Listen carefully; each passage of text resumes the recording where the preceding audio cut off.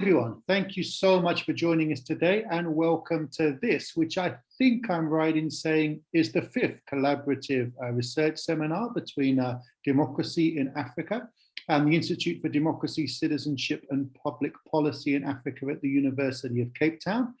We've had 4 brilliant seminars so far, so check out the Democracy in Africa website or the IDC PPA website if you want to see the videos of previous meetings. Today, our focus is on the Kenyan elections 2022 and their aftermath and what comes next. We already had one event that looked at this topic in terms of covering the campaign, but we'll cover a little bit of that ground now because of course it's so important for understanding what happened. But our focus will be to some extent more on the results, the Supreme Court verdict, and what we might expect of a President Ruto government over the years to come. I am joined today by 3 absolutely brilliant speakers. We're very lucky. We have Ras Nawara, who's a Kenyan writer and journalist, long-term columnist, important and powerful writer that I know many of you will follow on social media. Gabrielle Lynch, Professor of Comparative Politics at the University of Warwick, long-term writer, researcher and commentator on Kenyan politics. And we're also today joined by Ngalo Chome, who again is a very important commentator. Many of you will have seen him on Al Jazeera and also in the newspapers over the last few weeks. And he's also a researcher and senior analyst at Sahan Research. So check him out there. So we've got 3 great speakers. Just to give you a little bit of background, where are we today? Well, we started an election campaign in which it was unclear who was in the opposition and who was in the government. Deputy President William Ruto running almost as an opposition candidate with his Kenya Kwanza alliance against Raila Odinga, the former opposition candidate, but now seen by many as a government or establishment candidate since the handshake with Uhuru Kenyatta and the formation of Azimio. It always looked like being a close election, and so it proved. Many of the opinion polls of the newspapers suggested that Raila Odinga was going to win in something like a landslide, but I think most analysts expected the election to be closer, and it was. Ruto only won, remember, by a couple of 100,000 votes from Odinga, and a much smaller margin to the 50% plus 1 threshold you need to win a Kenyan elections outright in the first round. That proximity of the election, combined with a history of electoral manipulation and accusations and suggestions of election rigging, meant that it was always likely to go to a court case. That court case transpired with a petition led by Azimio and a series of other petitions, and a number of accusations were made about the electoral process.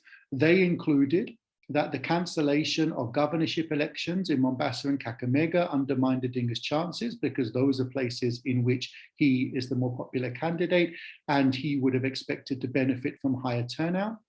2, that there was inconsistent use of the manual register, which is a backup to the digital register that may have impacted on individuals' right to vote and could have had an impact across the country. 3, that there was some kind of process of hacking or manipulation of the key forms that are used to tally the result. Those are forms 34A, which are electronically copied, and a copy of which appears on the IEBC forms portal. And 4, that there were various other processes going on, including the accusation was with international actors, sometimes known as the Venezuelans, operating in the system and manipulating and subverting the system. There were other accusations too, relating to different parts of the process, the actual turnout of the race, whether or not William Ruto got to 50% plus 1, and so on. When the Supreme Court made its verdict yesterday, they effectively told us that they believed that the evidence for each of these claims was either weak or had been largely fabricated. In a rather damning verdict, they used terms such as misinformation. They talked about going on a wild goose chase.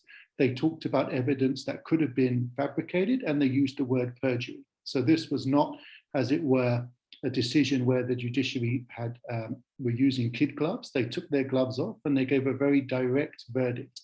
And that verdict was not only that the process, in their opinion, had been reasonably well conducted, and therefore that the election results should stand and respected the will of the people, but it was also been that effectively, if you read between the lines, there had been a deliberate attempt to subvert the will of the people by presenting misinformation to the court under the guise of evidence, and that the court had lost confidence in some of those who had done so. What does this mean moving forwards? We now have a President Ruto and a Ruto government, but we have a context that's very complicated. On the one hand, the fact that we had so much misinformation about the electoral process means that many people do not believe that Ruto won, and hardline Azimio supporters are likely to continue to believe that their man was hard done by, therefore creating a challenging context for national unity. But there's also further challenges lying ahead in terms of rebuilding confidence in the IEBC itself, the contested role of the media in this process, and of course the fact that Ruto has made a series of big economic promises about his hustler narrative and rebuilding the economy from the bottom up, which are going to be quite difficult to actually put in place in reality. We're going to start today by going to Gabrielle Lynch and asking Gabrielle to talk a little bit about the campaigns, the context, what we actually saw in terms of the messages that were resonating and the variations across the country. Then I'm going to come to Ngala for a little bit of discussion of the results, what the results might tell us about Kenya, whether or not we see, for example, a waning power of ethnicity, whether or not there's anything that surprised him in the results. And finally, we're going to come to Rasna to reflect on what we might see under a Ruto presidency. Some people are concerned about, the challenge of, on the one hand, a country that's just seen significant democratic gains in terms of the ability of the Supreme Court to make that decision. But many people worry that William Ruto will erode the quality of democracy and power. And Rasna will give us an insight into the extent to which that might happen. So that's it for me. Over to you, Gabrielle. Tell us a bit about what your sense is about the campaigns and how they played out. Thanks, Nick. And thank you for the invitation to speak today. And it's great to be here alongside Rasna and Ngala, who I know well. I think one of the things to remember about the campaigns is they start a very long time before the official campaign period. So William Ruto clearly started preparing for the 2022 election back in 2012. When he came into an alliance with Uhuru Kenyatta in Jubilee. And from that period up until 2022, Ruto was moving around the country, developing local networks, developing contacts with local point people that he could then use those connections and networks to mobilize in the years and months ahead of the election. His campaigns picked up quite significantly after the handshake that you mentioned, Nick, in 2018. So after the 2017 election, which saw Uhuru and Ruto win, there was a period of electoral disputes afterwards where Raila Odinga, the main opposition candidate at the time, questioned the results. And as you said, Nick, that ended with the handshake in March 2018. And with that handshake, Kenyatta and Raila Odinga became closer, and William Ruto started to get edged out of government. And from that period, he really started campaigning with a huge amount of energy, actually, up until the elections that we saw in August. And that campaign saw William Ruto relying much more on these local networks that he had built up. He did bring in some key regional spokespeople, the likes of Mudavadi and Wetangula, but actually he was quite heavily reliant on these more local networks to mobilize support, and ran on a message of being a hustler. Somebody from a poor background who'd sold chicken by the roadside as a youth and had made good, and who understood what it meant to be poor, and who would help Kenyans progress and in the way that he had been able to progress, and he would be a government for the poorer, more marginalized Kenyans. This led to a campaign that was quite cross-ethnic. He clearly drew significant support from his own ethnic group in the Kalenjin community in the Rift Valley, but also made, impressive headway in mobilizing support amongst Kenyatta's co-ethnics, the Kikuyu, but also made some inroads into former Raila Odinga strongholds, so for example at the coast and parts of Western. Raila Odinga, on the other hand, started campaigning later. I think some people in his team, especially after the handshake, and then especially after President Kenyatta decided to back Odinga for the presidency in 2022, were perhaps a little complacent. A lot of people in Raila Odinga's team felt that he had won the last 3 elections that had been rigged out due to electoral manipulation, and that now, with his support base intact, many of them thought, and with the addition of some of the Kikuyu vote that they expected Kenyatta support to provide, and with the support of the president and thus the state, I think many people in his team expected a relatively easy ride.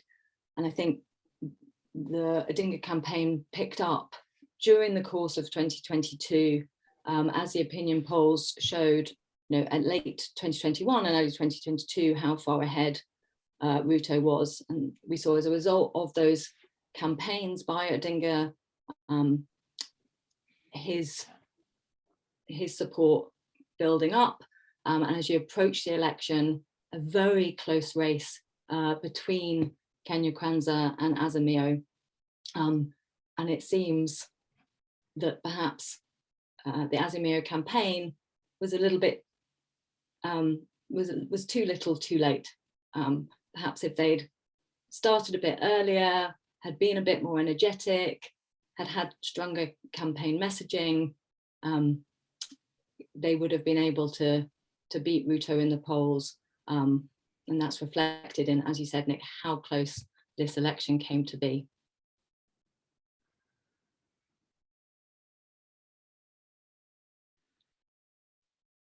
Are you pausing? No, I was handing back to you. Sorry. Okay, I was wondering if you were going to keep going or whether you'd pause. Okay, great. Well, let's move to Ngala now. So we have an election, that's close, that's contested. Of course, there's allegations of all sorts of manipulation, all sorts of levels, but the court has told us that those allegations don't seem to be backed by evidence. So what does that leave us reading off from this set of election results? I mean, some of the highlights, as Gabrielle said, were that Ruto seems to have, not won, but not lost as badly as he might have been expected to, say, at the coast and in Western. And of course, he does very well in Central. Raila does better than in 2017 due to the support of Kenyatta and Karua and others, but Ruto wins even in Martha Karua and Uhuru Kenyatta's home polling stations. What does this tell us about, the state of Kenyan politics? Is it too easy to kind of say that, this is the election in which ethnicity was broken?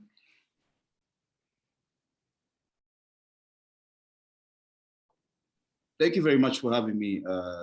Nick, nice to see Gabrielle and Rasna, who I haven't seen in years, I think, but been reading the work, we've been corresponding about the Kenyan elections. And I wanted to start off by saying that, just to continue from where Gabrielle left, that it seems to me that William Ruto was almost forced by events onto the platform of the hustler narrative.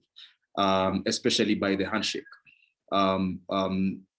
Yes, he does build a very effective, it seems, mobilization infrastructure, especially in what were the former Jubilee zones, especially in central Kenya and in the Rift Valley.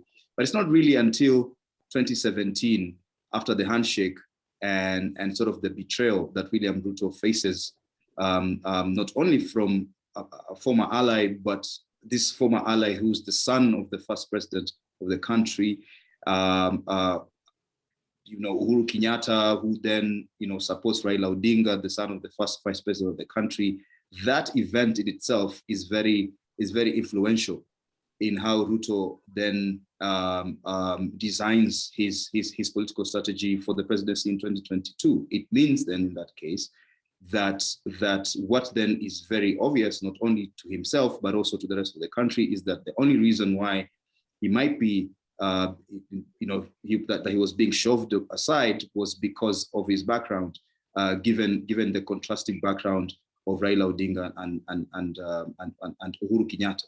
So I'm saying this because Uhuru Kenyatta has worked, William Ruto has worked for Uhuru Kenyatta before, has campaigned for him. He has worked and campaigned for Raila Odinga. He has worked and campaigned for Daniel Moi before that. So he's really been with the dynasties. And I think the strategy actually was to rise to the top through, or by using the dynasties, but not by competing with them. I think it is until the handshake happened that he was forced on this hustler narrative, which he quickly turned into a national conversation about day-to-day issues of economic struggle, cost of living, that really became a topic, especially after 2017, during with the COVID pandemic and the post-COVID period. These were issues that were not just part of his imagination, but actually were in the minds of so many Kenyans across ethnic groups. And I think that the result then becomes, William Ruto's organizational and mobilizational abilities, especially in central Kenya, paid up. This is really just, he really just inherited the Jubilee voting, a block that he helped to build since 2012, as Gabriel puts it. He retains the Rift Valley, and then he makes inroads in other areas that are traditionally Raila Odinga zones, posting higher percentages, for example, in Mombasa than Raila Odinga would in Eldoret in Rift Valley, meaning that there was a mix of two, that ethnicity was still important in these elections, because you did see the activation of these ethnic blocks, especially in Rift Valley and in Nyanza. But then at the same time, there's the inroads that he made, especially in central Kenya and in traditional Raila Odinga support bases, show that the national conversation about the economy and cost of living was also important in this case. I would caution, however, against making conclusions, for example, that then class is becoming in Kenya an important mobilizational category in terms of politics. But I think that it is an indication that Kenyans are seeing a direct correlation between who's in government and their economic struggles, the sort of day-to-day economic struggles and cost of living. They really saw, it seems to me, given the results of the election, that a lot of the economic problems that the country has faced, especially the last 5 years, rising commodity prices, rising prices of fuel, as being the result of the policies of the government. And that in itself influenced how people voted in these elections. So not really a sort of ideological, class-driven politics in that case, but people making a connection between their living standards or their cost of living with the policies of the government. I think for me this was really clear in the outcome of these elections. Ethnicity or ethnic voting notwithstanding. Thanks, Nga. I think that's a really smart point, and it echoes a good piece, I think, that Mongella wrote, where he was talking about, is it non-ethnic if people in Central, vote for Ruto, but they partly vote for Ruto because Raila has been demonized so long not just as a force of destabilization, but also as a Luo leader. Perhaps actually what we're seeing here is, people are voting for the lesser of two kind of ethnic and political evils, given the socialization they've had over 20, 30 years. And that doesn't necessarily mean they're not voting ethnically. It's just a very complicated form of ethnic politics. So I think you're right that, there's a lot going on here. Some of it's economic, some of it's populist, but to think that that the ethnic politics is gone is perhaps overly simplistic. So Raza, this brings us to you and the question of where we go now. On the one hand, many people will be hoping that Ruto will make economic conditions better. The backstory to the election was that many Kenyans, especially poorer Kenyans, were really feeling the economic pinch due to rising prices, rising fuel, long-term economic challenges that were exacerbated by COVID-19. But of course, we also have important questions here about democracy and the consolidation of democracy, and whether or not Ruto is somebody who's going to be willing to tolerate dissent. What's your projection for the next couple of years? Oh, thanks, Nick, and thanks for having me on this panel. It's a very difficult question, but I envisage two scenarios. One, that Ruto, having fought so hard to be president and having used the politics of having portrayed himself as a victim of the politics of betrayal, which is very common in Kenya, two things could happen. He could either try to prove to Kenyans that he's the best president they've ever had and set in motion the right economic and political processes so that he stands out as one of the greatest leaders Kenya has ever had. Or he could tighten his fists around the opposition and Kenya could slide towards authoritarianism. We would like to think that that wouldn't happen because we have the institutions in place that will not allow that. But it's hard to predict which option he might go for, because he is an extremely ambitious person. He will hold on to power no matter what. So my fear is that if it's the second scenario, we might be going into a sort of Rwanda situation or Uganda situation where where it looks more like a one-party democracy, or rather one-party rule, rather than multiple voices contributing to the national discourse. I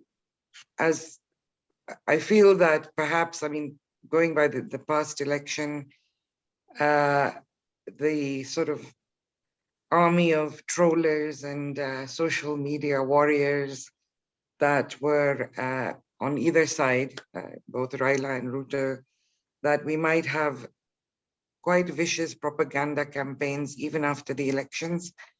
That's my of course, we all hope that it'll be the first case scenario where we no institution is eroded, the constitution is upheld, and we will be a thriving democracy. Of course, he, as Gala pointed out, one, he's inherited a heavily indebted country, and we have Chinese loans and Chinese and other loans to pay. So that would probably be his first priority, to handle that. The rising cost of living, definitely.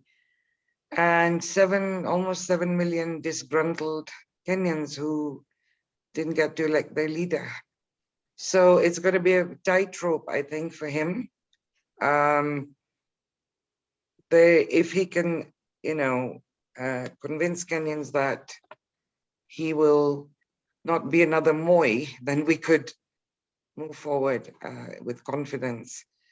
The second thing, or rather third thing, is now that Raila has left the stage, it might even force Kenyans, because he's been such a polarizing figure, you either love him or hate him, and he has his diehard supporters. The elections in Kenya have always been, at least for the last, since 2007, have been personality driven. So if Raila is no longer there, Kenyans might be forced to look at the quality of their leadership and to look at the issues addressing the issues affecting the country, rather than just following a leader because it's Raila or it's Ruto. So, you know, I'd like to think that I'd like to have a more optimistic approach, but it's too early to tell at this stage. Thanks, Rasna. I've got a couple of thoughts that I'm going to throw to all of you guys, and you can take them up as you will, while I encourage the audience to come up with theirs. You know, one thought here about the future of Kenyan politics is that, you know, we've had a few fairly established ethnic big men, right? And as much as we're talking about the power of ethnicity waning and new forms of mobilization, they were pretty powerful within their communities. Kenyatta in Central, if you look at Central's voting in 2017, and Raila, of course, in Nyanza. We're now in a situation where both are going to move potentially into some kind of retirement. I mean, every election we say Raila's probably not going to contest the next election, and he does. So let's not, you know, let's not say it's impossible, but one might expect that at the next election, or at least soon after, there will be a need for the Luo community to find a new leader, should they wish to model politics like that. Kikuyus will perhaps also now be to some extent split between Gachagua, the new deputy president, Martha Karua, you know, who ran with Raila. But there's no obvious paramount leader in Central either. There isn't really in Western, which split again between the different leaders. So one of the things that strikes me is that Ruto is probably left in quite a strong position in that he is, you know, relatively powerful within his own Rift Valley area and among the Kalenjin population, in a way that we might not see post-Raila a leader be able to do that among the Luo. And we might not see post-Kenyatta a leader be able to do that among the Kikuyu. So we could see a very different, much more fragmented ethnic mosaic with more splitting of the votes and with different ethnic groups struggling to come up with a powerful leader to represent them at the center. That's a question. The second thought is that, of course, this isn't the first time that a Kalenjin leader has taken over from a Kikuyu leader. Moi took over from Kenyatta. And some of the conditions are similar. You know, Moi took over from Kenyatta partly because the Kikuyus in the government split. He, of course, was able to break off people like Njonjo and Kibaki, and that was one of the reasons why he was able to carry the day. In that period, we saw significant restructuring of the state with district focus introduced under Moi, and we saw significant restructuring of the economy. Those two things were done because Moi needed to protect himself from the fact that the economy in the state at the time was heavily staffed by allies of Kenyatta, i.e. senior figures within the Kikuyu and allied communities, and Moi didn't trust their loyalty. So there was a reconfiguration, both politically and economically. So I'd be interested to see what you think we might see under Ruto. Will Ruto attempt to remodel the state as Moi did? Will Ruto attempt to remodel the economy as Moi did? Both of those things, of course, would come up, you know, against strong vested interests. Third thought, and I'm hoping people in the audience are putting questions into the Q&A. If you're watching us, there's a Q&A box in the bottom right-hand side, so put questions in there, and I'll ask the questions out to the panelists. My third thought is what you see as being the prospects for holding Ruto accountable. You know, we saw relatively close elections at every level, but we've also seen historically in Kenya that the president is able to hoover up small parties, independents, others within parliament, and effectively secure a relatively easy deal in the National Assembly, rather than being held to account in the way that the 2010 Constitution imagines. So one of the big things, you know, for example, in terms of pushing Ruto onto the better of the paths that Rasna eloquently identified, seems to me to be an effective opposition that works within parliament to hold the government to account. But we haven't seen an effective opposition within parliament for the last 10 years, really, especially after the handshake with Raila. So what are the prospects for actually Azimio transforming itself from a kind of marriage of convenience electoral vehicle into an effective opposition over the next few years? So I'll come to you now to respond to some of those. We'll go to Gabrielle first, then Ngala and Rasna, so that the order in which you spoke. Feel free to pick whichever of those points you want to pick up on and ignore the others. And audience, please put your questions in the Q&A and I'll read them out once we've got this first set of responses. So over to you first, Gabrielle. Thanks, Nick. And really interesting questions. I think they're kind of overlap really in terms of what next for the opposition. I mean, I think there will be, I mean, obviously we'll have to see what Raila does next. He said that he disagrees with the Supreme Court decision and that he will update people soon about a plan for continuing the struggle for democracy and accountability. So we'll have to see what that plan is. But beyond that, it seems that there's already kind of growing division within the opposition. There seems to be some kind of internal discussions about what went wrong, why, for example, things like the party agent system may not have worked out as well as people had hoped and planned that it would, because it doesn't seem that Azimio was able to, to have copies of Form 34A for every single polling station across the country through its agents, which was the initial plan, for example. So I think there'll be a moment, kind of period action within the opposition, and probably some fragmentation as perhaps we see a few more defections to Kenya Kwanza. We've already seen a number of defections to Kenya Kwanza by some of the smaller parties and some of the independents, a couple of people from KANU.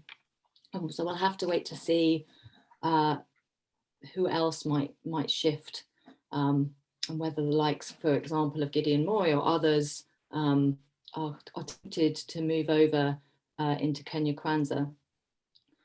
That would obviously weaken the opposition, damage the ability of the opposition to hold Ruto and the government to account, as you say, Nick, because with those defections, if Kenya Kwanza was able to remain united, they would have a majority in the Senate, so in the upper house and the lower house, and with governors as well. But I think there's then a question of, well, the people who remain in the opposition, who emerges as the leader, as you say, Nick? Does Raila try to retain that position? Does he retire or get sidelined? If so, who comes into that space? What do we see, for example, of the likes of Kalonzo Musyoka and others? And I think it's that reconfiguration which will feed into whether we see the emergence of a collection of ethnic spokesmen coming together who present themselves as not just speaking for their groups, but also for the nation and for Kenyans as a whole, or whether we see elements of the opposition trying to mimic Ruto's approach and relying less on kind of ethnic spokesmen and more on local level networks. So it's worth saying about the latter, that Ruto was able to adopt that approach in part because he was in government and had access to many resources. And his style of campaigning in the last 10 years was probably quite expensive. So it'll be interesting to see how the opposition go about that. And as you say, Nick, whether we see the emergence, the kind of some of the ethnic spokesmen of old retaining their positions and some new ethnic spokesmen emerging and alliances coming together, or whether we, as you say, see a shift. And I think either is possible, to be honest, and it really depends on the approach and strategy adopted by key people in the forthcoming months and year. Thank you very much. Great comments. Over to you, Ngala. So I've been quite consistent even before the elections in saying that, in other platforms, in saying that for me, the 2022 election seemed like a conflict between a generational conflict between two types of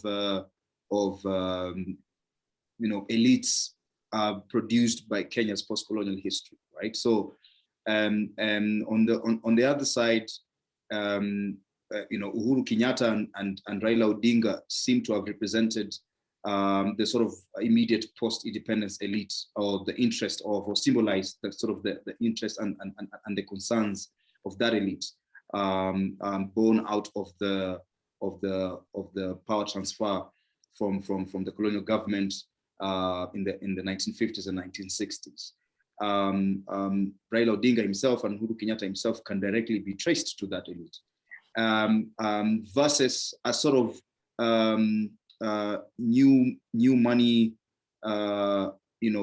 entrepreneurial spirit of a younger generation of elites that were born out, especially of the crisis of the 1990s that came with economic and political liberalization, in which William Ruto also strongly symbolizes and represents, especially if you trace his history within KANU's YK92.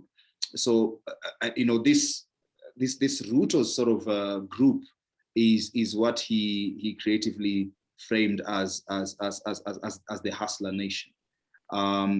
Completely different in character, but also in origin from the elite that seem to have been represented by in this election by Uhuru Kenyatta and Raila Odinga. So for me, symbolically, these elections were really about a conflict between these two types of elites, and William Ruto seems to have emerged successful, and he emerged successful in the sense that he was able to build a coalition, a national coalition that was not necessarily built on this sort of traditional ethnic big men, ethnic spokesmen, but sort of more first-time MPs who have been successful in business, joining his team and joining his campaign. And I think that was very distinctive in the Kenya Kwanza and in the Hustler Nation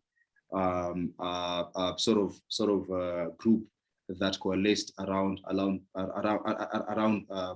William Ruto. This is also to say that going forward, a lot of, I think that the economy, I think that day-to-day issues of economic struggle, cost of living will continue to dominate political discourse for a number of years to come, especially given the fact that Kenya is still heavily in debt,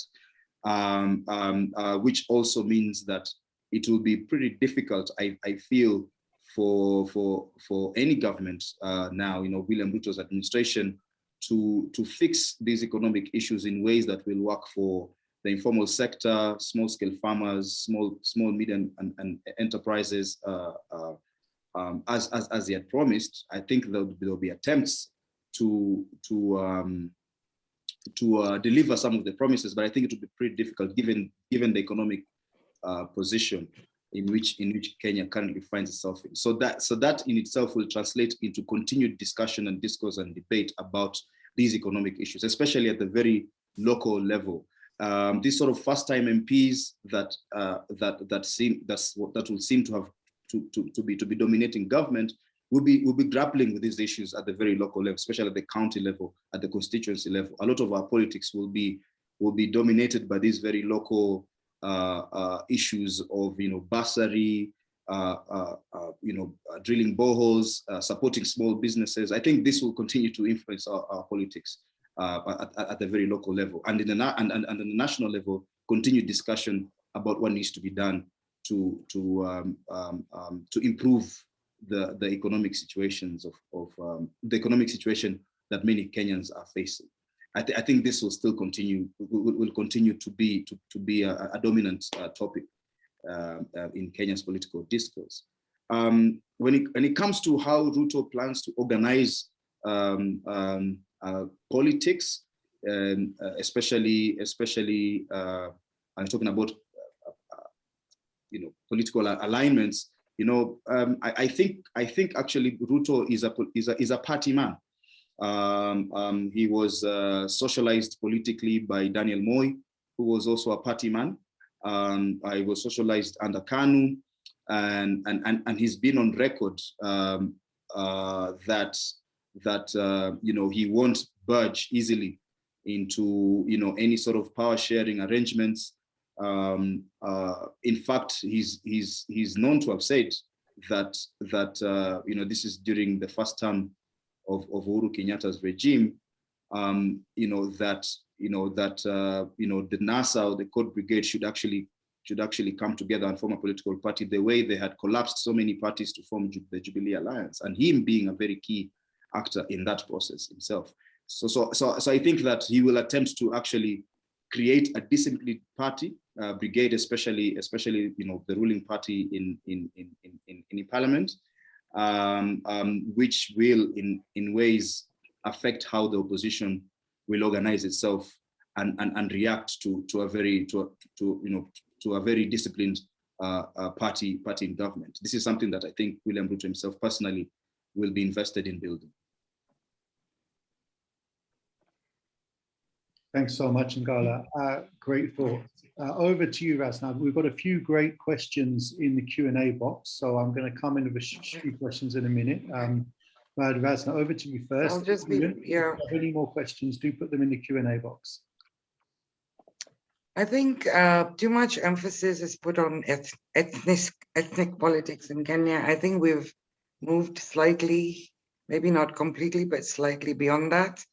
This election did show that we could have an issue-based election, if you want to call that, but we have still not evolved into an ideology-based electoral system. So there is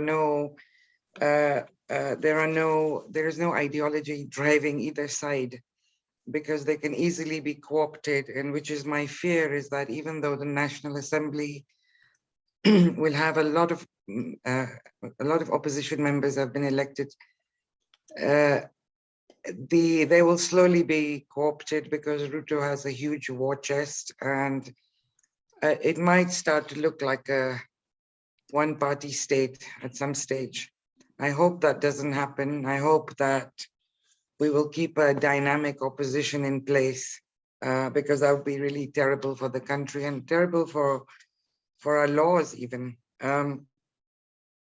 So I think we've moved beyond that, but the question still arises, which a lot of Kenyans will be asking and are asking, is how long are we going to keep having a Kikuyu and a Kalenjin president? For how many more decades? Is this fair? So that's a question that is already coming up.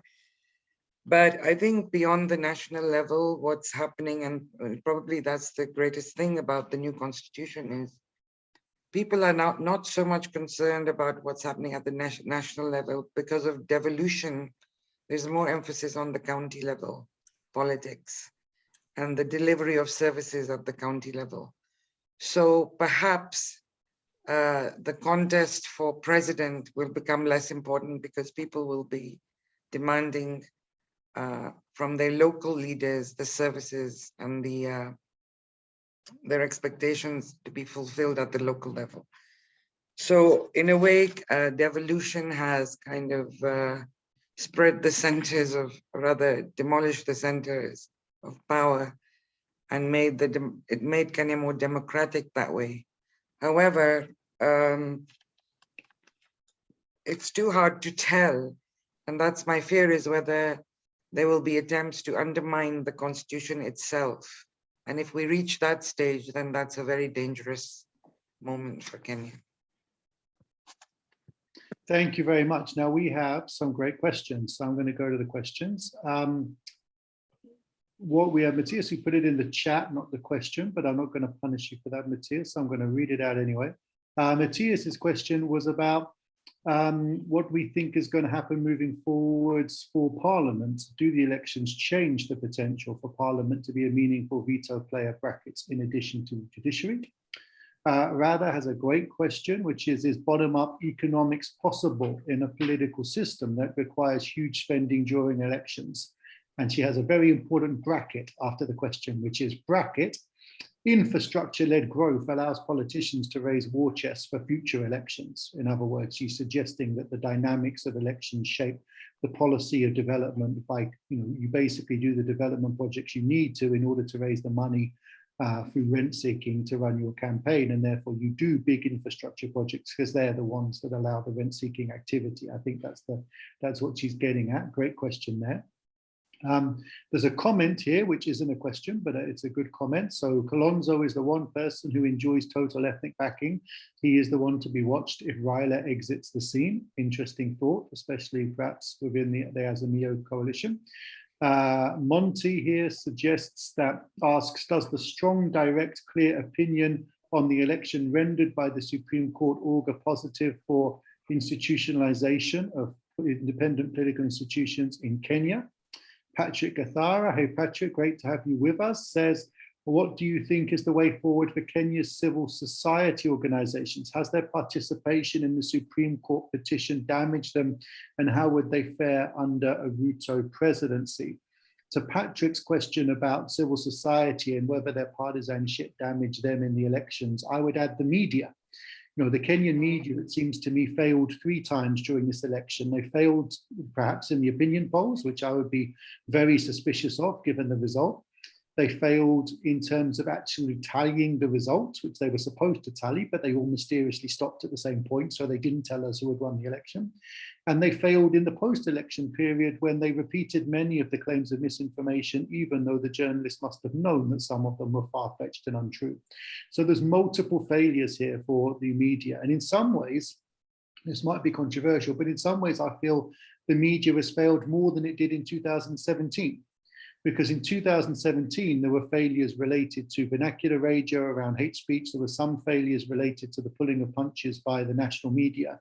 But I don't think there was such a systemic and systematic failure of the national media in some ways as there was this time around. 2017, of course, was followed by massive campaigns of peace messaging and peace media and retraining of the media. But in some ways, I wonder what happens now. What is the response of the Kenyan citizenry to a media that seems to me to have completely failed to uphold the basic standards of journalism? Anyway, our final question. Thank you, Madalena. Thank you so much for a stimulating webinar. I was wondering what you expect the next phase to entail in terms of political compromises, alliances, especially in government formation. Perhaps Madalena was hinting here about whether or not we might see another handshake and certain people who lost the election brought back into government. So a lot there. I'll just very quickly recap in one moment and then I'll go back to our panelists.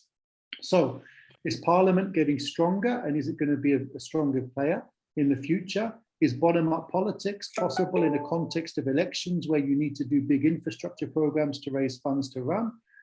To what extent are we likely to see different kinds of political alliances and new forms of elite politics? Does the Supreme Court decision tell us that we've got stronger political institutions in Kenya? And what next for Kenya's civil society and the media? We'll go in the same order. So Gabrielle, over to you first, and then Ngalo and so on. Thanks, Nick. It's really difficult to know which question to choose because they're, as you say, all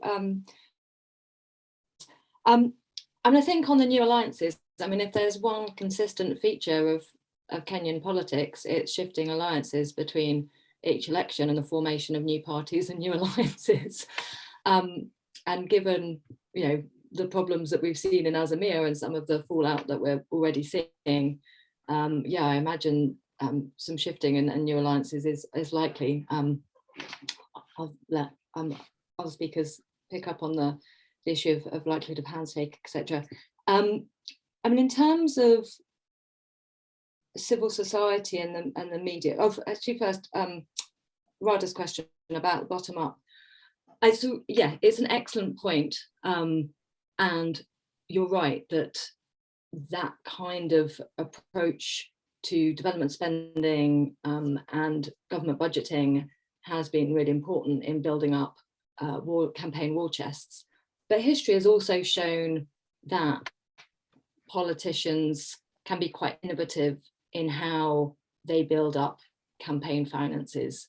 And over the years, we've seen different kinds of corruption scandals or other initiatives that have fed in to campaign funding. So it doesn't necessarily need to come from things like the big development projects and the kind of kickbacks that you can draw from that.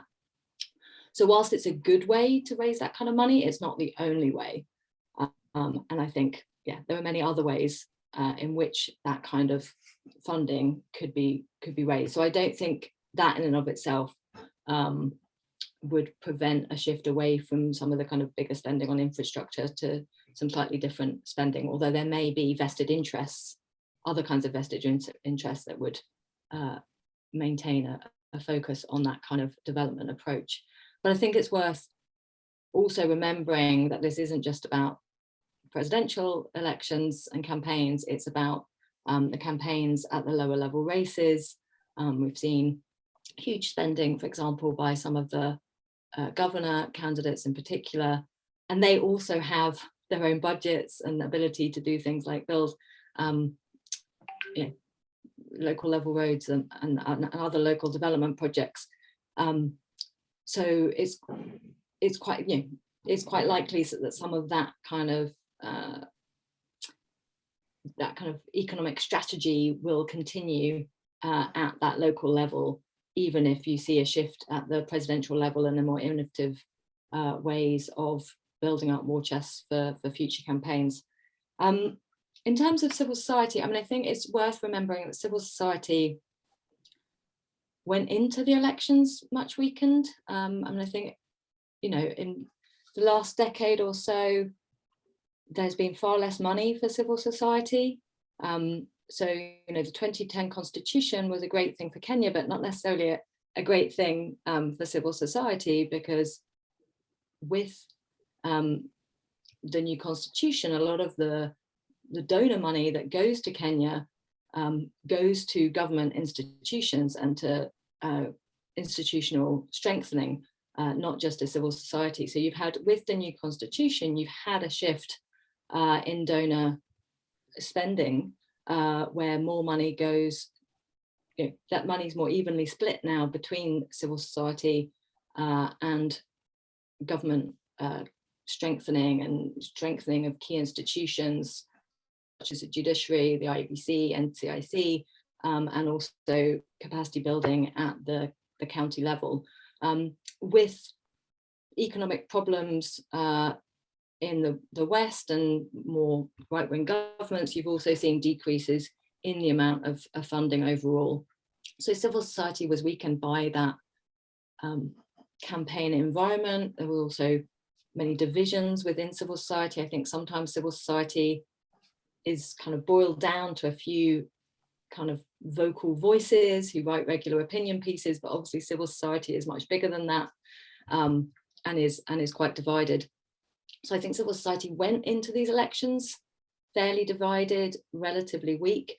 Unfortunately, I think, as you say, Kathara, the involvement of some key players in the campaigns and the role they played during the petitions will likely further weaken civil society and imagine lead to quite a lot of soul searching, and it may lead to problems with the incoming government. Ruto does not have a good history with many of these individuals who backed the International Criminal Court case against him. He may now have further reason to see some of these key individuals as people who are obstructive and potentially may seek to undermine his presidency. So we'll have to see what happens, but I'll end that there and hand over to fellow panelists. I'm always happy to come back in with some of the other questions answered by the end. Thanks, Gabriel. Yeah, I think one of the most frustrating things from my perspective is that both with the media and with civil society, people have made it easier for Ruto by giving him a justification, which is that they've shown themselves not to be fair, neutral arbiters of the democratic process. And Ruto may well come for them, and many of us worry about what will happen to democracy under Ruto. So what you really wanted to do was not to give him an easy excuse. And that, to me, is the biggest failing of civil society and the media, that in being so partisan, they've effectively undermined the number one thing that they could have stood on, which is we do the same to everybody, we're just for the process. And I think mobilizing support domestically in Kenya for those groups and mobilizing support internationally becomes so much harder when you're seen to have been part of the problem and not to have stood aside and lived your principles. So I do, you know, I've been very connected to civil society and the media in Kenya for a long time. I would be devastated to see them undermined by a Ruto presidency, but it just frustrates me that they played so easily into that trap rather than, you know, staying aloof from the political process. As of course some do, and we should say we shouldn't tar anyone. Lots of civil society groups, lots of media commentators did try and remain independent and neutral and critical of both sides all the way through. So not to suggest for a second that everybody's in that category. Bangala, over to you. No, but I agree with Rasna, and I share her concerns about what is going to happen to Kenya's democracy under William Ruto's regime. Like I mentioned earlier, he might bring back a little bit of Moism, especially demands for I won't even be surprised, demands for loyalty, extreme party discipline. But I mean, and then again, when you think about civil society, he was also part of a regime in which civil society space seemed to have shrunk. He was part of Uhuru Kenyatta's regime, especially in the first especially in the first 5 years. A lot of this, I think, has to do with the ICC case as well, and the fact that leading luminaries of Kenya civil society movement openly supported the other side. In this case, Raila Odinga. I don't think it's something that was lost on him. We are yet to see actually how this will translate into actual terms in how the government, in how his regime will begin to relate or deal with civil society. But I have to say it's a little bit concerning at this point. Talking about his plans for the economy, and I think I'm referring here to a question by Radha Upadhyaya, is that it seems to me that it's whatever William Ruto has promised is obviously going to be a very expensive program, but especially given the national debt. But not only is it going to be expensive, I think also it might actually become a bureaucratic mess. I heard from David Ndii, the chief strategy actually of Kenya Kwanza's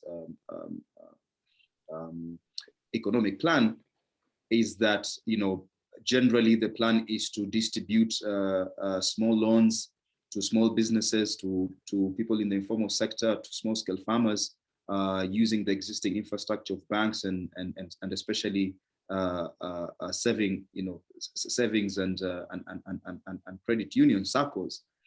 Is that in itself, given how the government has worked before, for me, I think will introduce very serious issues of accountability, but also it will just be a bureaucratic mess. Distributing small loans, I think anyone, I'm not an economist, but I think anyone in the financial sector will tell you is not an easy affair.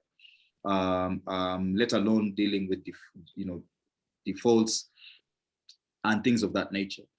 We are yet to see, but I think this is actually an uphill task in which William Ruto and his administration will find themselves in. In terms of the promises of controlling prices and lowering commodity prices, it will take a lot of negotiations with traders and other industry players as well, whom even if they will be cushioned from domestic constraints of doing business, will still be exposed to external shocks, which are still ongoing as well. So again, I'm going back to my earlier point, is that when it comes to delivering on these economic promises, I think a lot of challenges will be faced, and I think because of that, then the economy will still become a dominant topic in the political discourse of the country. Thanks so much, Ngala. Over to you, Razna. Just to say to everyone else, please do put any final questions. We'll do one more round before we end. So Razna, and then please do put your questions in the Q&A. I think I'll focus more on the media and civil society question. I think one of the worst things, the most damaging things that happened in Kenya's recent politics was the decision by Luis Moreno Ocampo to indict 6 Kenyans at the ICC. It was a terrible decision which polarized not just civil society, it distorted Kenyan politics. It created a victimhood mentality where both Ruto and Uhuru then, did a referendum against the ICC in the 2013 election. It polarized society at so many levels. It was a terrible decision. And we're still reeling from the impact of that. We should have just gone for, as Raila had said at that time, a local tribunal, or we could have resolved that issue in other ways, because there were many more other people who were culpable and who had greater responsibility in that violence of 2007, 2008. However, having said that, as you know, Nick, we were both part of the group that resigned from the Nation Media Group as columnists because we felt that there was state interference in the media. So actually, the Uhuru presidency, and I mean presidency, both Uhuru and Ruto, were hostile not just to civil society, which they saw as their, their nemesis, but also to the media. And there was immediately immediate efforts to rein in the media, co-opt the media, get rid of columnists and cartoonists who didn't agree with the Uhuru presidency.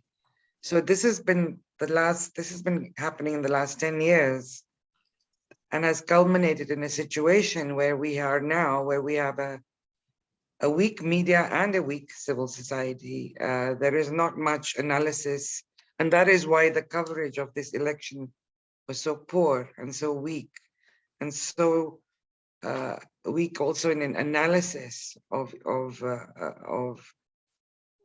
not only of the candidates, but of the whole process and how we got here.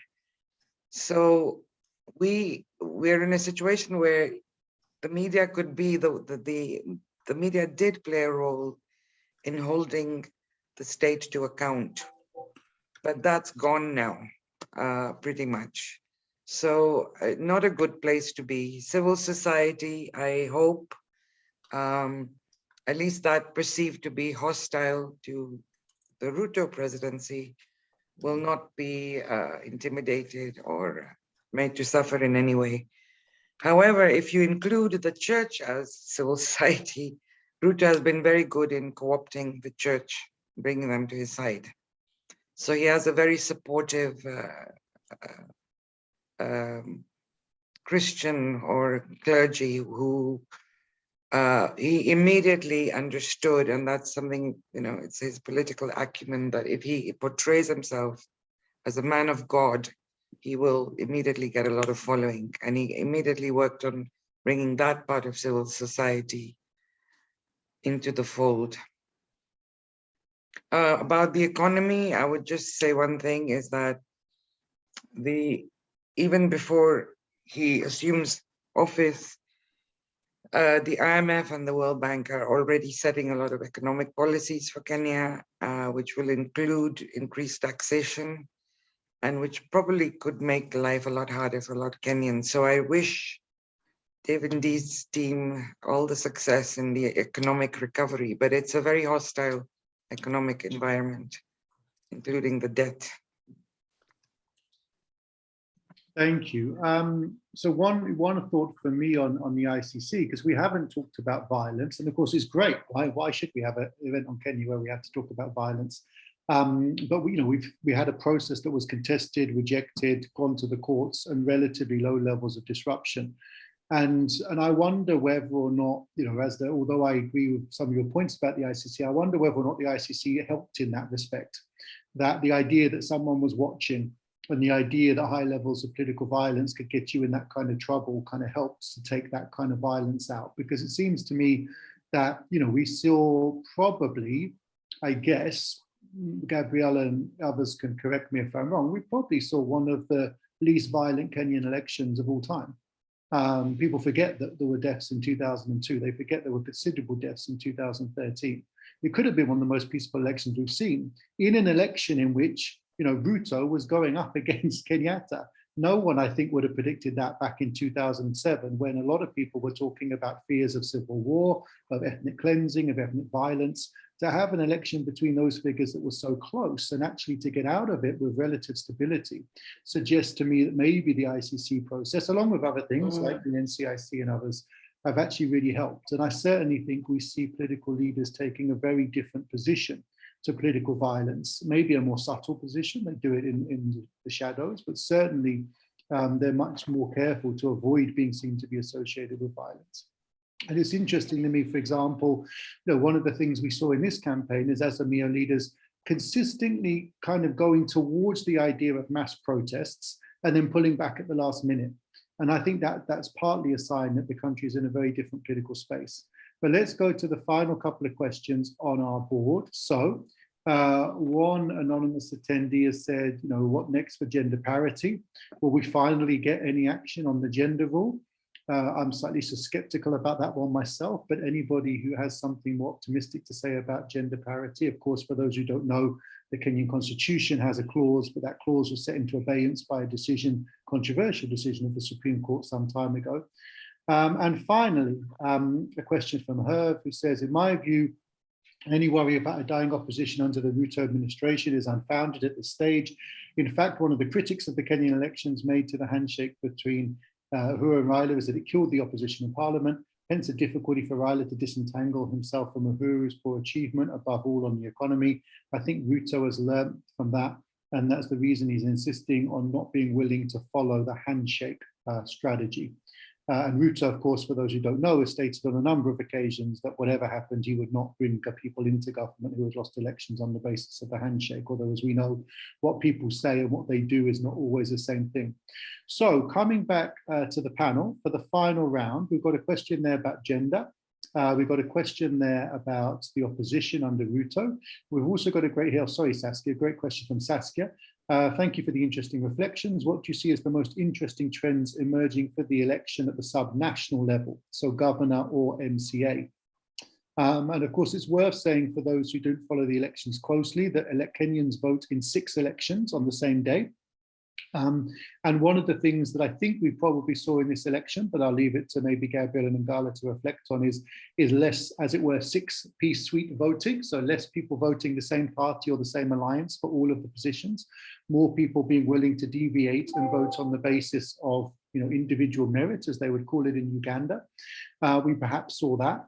And we have an interesting tapestry of different individuals in position in lots of different places across the country.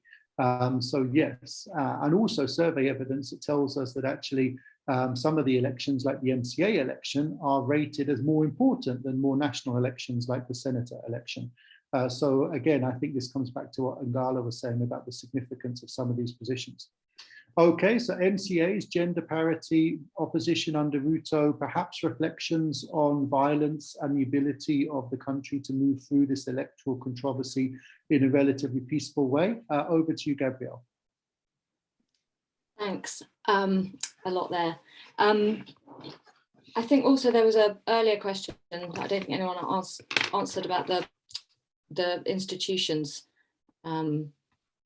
Just going back to where that was. Monty's question about the clear opinion on the election, was it all positive in general, being about impartial, independent and professional? I think that's a mixed bag. So for example, if one takes the IEBC, the Supreme Court, I mean, obviously we'll have to wait until we see the full judgment, but the Supreme Court process has shown, on the one hand, that the IEBC did quite a good job and that things like the technology largely worked, that this system of having the 34As available on the portal is a fantastic addition to the election because it allows for cross-checks of those with the copies that are outside polling stations that party agents have, and in the case of the Supreme Court can also be cross-checked with the original forms that were used by the Supreme Court.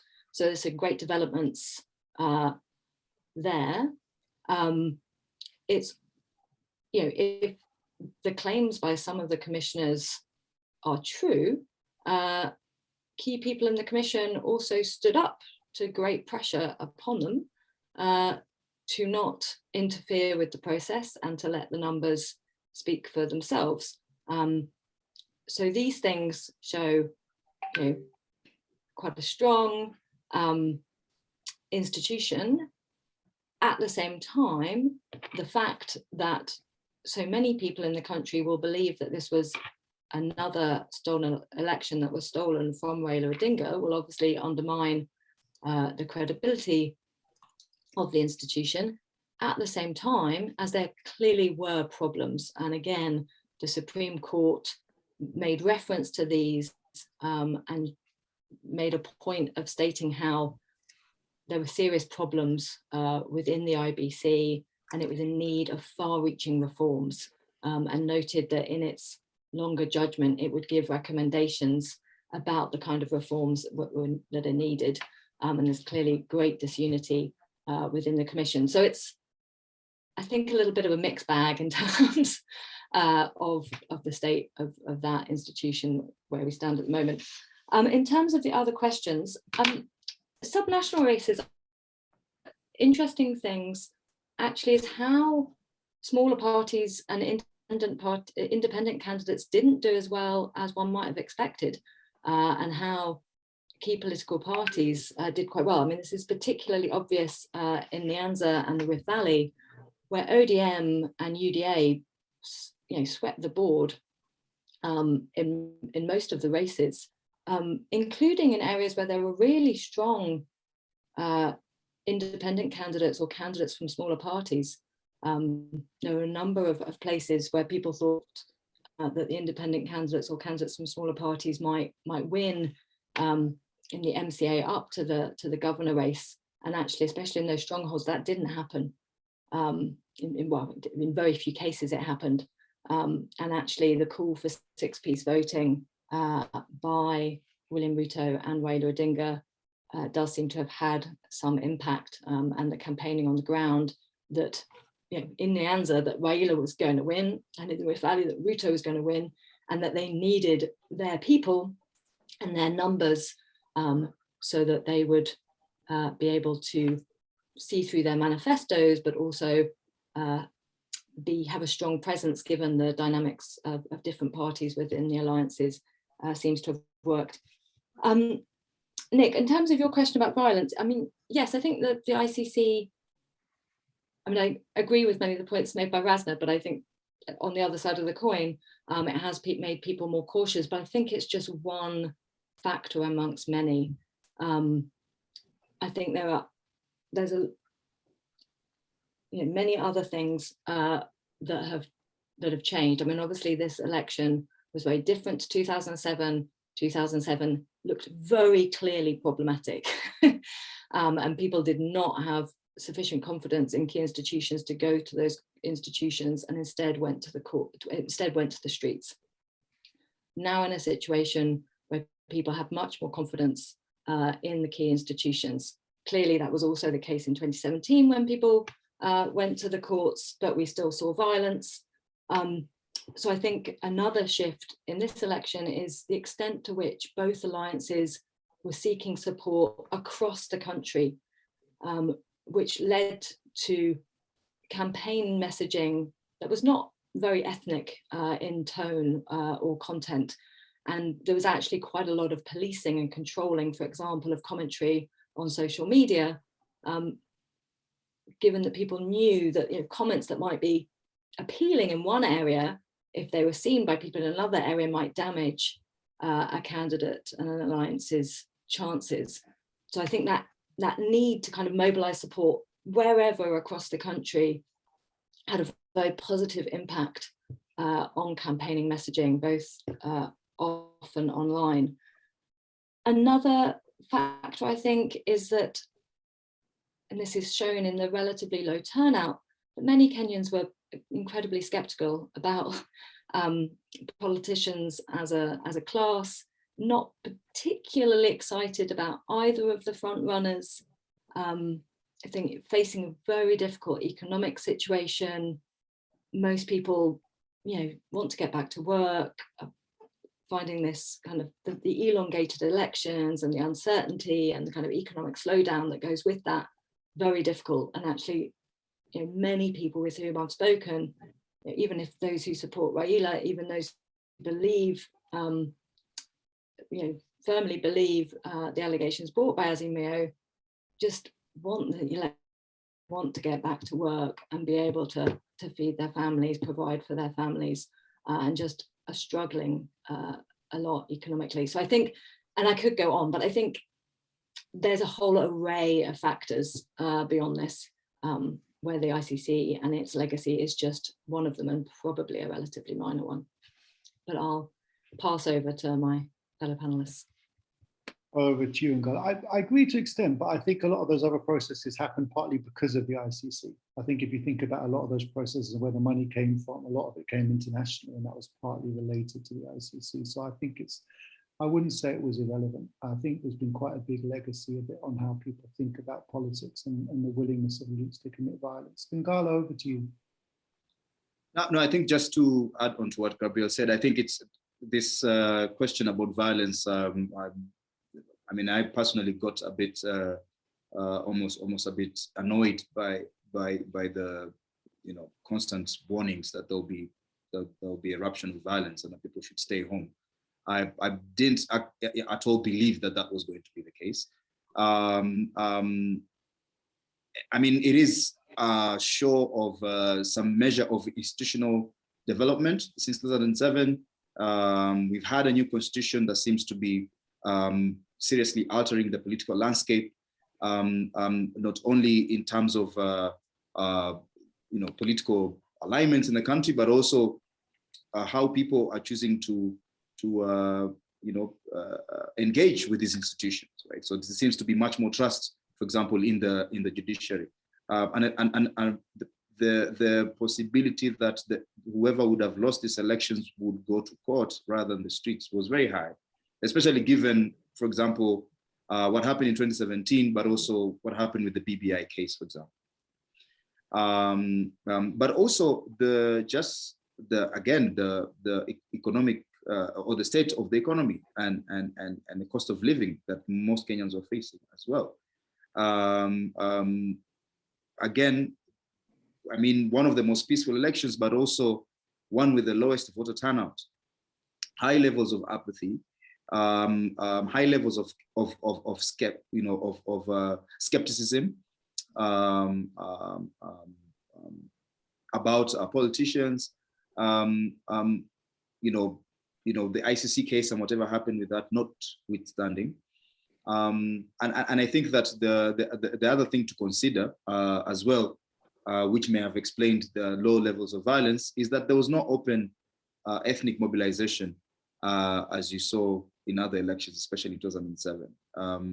The fact that there was no major Kikuyu candidate, that seems to have been a polarizing issue in previous elections, where Kikuyus then are cast as politically and economically dominant, which then raises temperatures. That wasn't the case in these elections as well. So I think all these factors do explain why, in the end, this turned out to be one of the most peaceful elections Kenya has ever seen. On the question about the gender rule, I'd say that, and we're talking about gender here, I'm not only referring to women, but in Kenyan context, then it usually immediately refers to the issue of representation of women in institutions of governance, is that we have also seen more women getting elected in the 2022 elections across all positions of political positions at the county level, but also at the national level. It is probably the case that a number of women will end up in very powerful positions in the next administration. You know, people like Gladys Sholay and others. And I think that for those individuals in particular, but also men who feel very strongly about having the gender role being implemented, they'll be in a good position of influence to actually push for this in the next administration. Great, thanks so much. Okay. And Raza, you get to bring it home. Yeah, I stick by my position. I have very little faith in the ICC from preventing war crimes or violence or crimes against humanity across the world, including in Ukraine. I don't think fear of the ICC is the leading factor in that. In the Kenyan case in 2007, 2008, we didn't have a new constitution. In fact, that election forced a new constitution, forced the government to look into having a new constitution and the institutions that could prevent violence, including the Supreme Court and other institutions that would bring society, bring cohesiveness. Whether it succeeded or not, that's another question. But I think that there has been increasing faith in the Supreme Court to deliver, although there have been quite strong arguments against the flawed rulings in the past elections. So, yes, we didn't have those institutions. That's why there was widespread violence. In 2017, a lot of the violence was state-inflicted. It wasn't people, cutting each other's throats. It was really the state being overbearing with the citizens or protesters. So I would say that this election, one of the other reasons I agree with all the other panelists is that there was extreme voter apathy. And I think until Martha Karua came onto the scene, many people were probably not going to vote at all. So there was a gender dimension there. And I think that if she had been elected, there'd be much more women would aspire to be in politics, and that the gender parity would improve. But yes, I think there've been many more women this time will probably play a very big role in Ruto's government and also in the opposition, if there's any opposition left. Great, thanks so much. Thank you very much to the remaining people who asked questions. Joy, we don't have the time, I'm afraid, to take your question about the media and Citizen, but it's a good question, we appreciate it. Feno, thank you for saying that you enjoyed the panel, it was really interesting. And to an anonymous questioner, I'm afraid we've run out of time to get to your question, but we appreciate it. Thanks so much to our panelists. Perhaps we'll be able to persuade them to all come back in a year or two to look at some of the thoughts and predictions and assessments that we discussed today and whether or not they come true.